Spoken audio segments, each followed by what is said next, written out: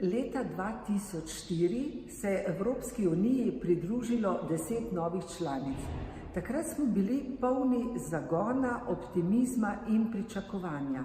Res je, da je naslednje obdobje bilo zelo pozitivno, tudi Slovenija je hitro napredovala. V zadnjem obdobju pa se Evropska unija srečuje z mnogimi izzivi, krizami, problemi. Brexit, finančna kriza, grška kriza, migrantska kriza. Zato mora Evropska unija biti močna v prihodnje, da bo lahko takšne hude, težke izzive bolje skupaj reševala. Evropska unija potrebuje dobro varnostno politiko, dobro in boljšo demografsko politiko, skrb za okolje, podnebne spremembe in pa za konkurenčno gospodarstvo. Če bo te probleme znala skupaj reševati, potem bo konkurenčna tudi v globalnem svetu. Zato je pomembno, kako bo sodelovala, ni pomembna količina predpisov, ampak da se poenoti v tistih ključnih zadevah.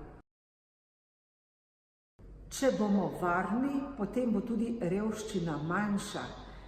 Investitorji bodo vlagali v podjetja, več delovnih mest, več davkov, več prihodkov.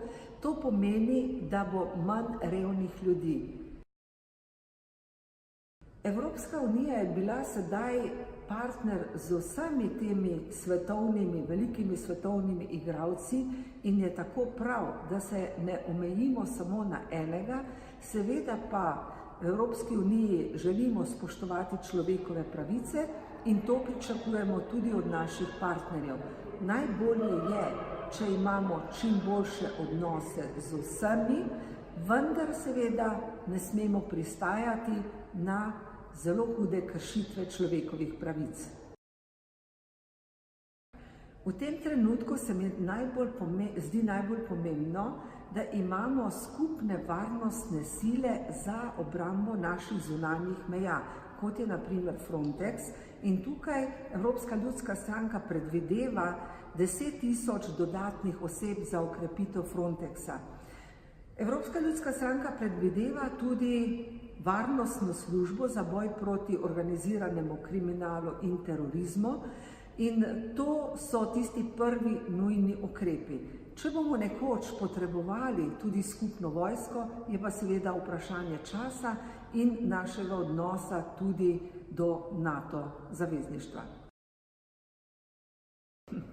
Ocenjujem, da Manfred Weber kot prihodnji predsednik Evropske komisije lahko prehiti vse tri. Odvisno od hrane in od položaja. Zvečer rada popijem skupaj z možem kakšno pivo, ob hrani pa največkrat kozarček rdečega vina. Ob 2 zjutraj pa nimam skušnjave, da bi takrat morala jesti. Zame je najlepše moje rodno mesto Maribor, ker sem nam čustveno navezana, ker imam lepe spomine nanj in si želim, da bi se v prihodnosti še bolje razvijal in postajal čedalje lepši.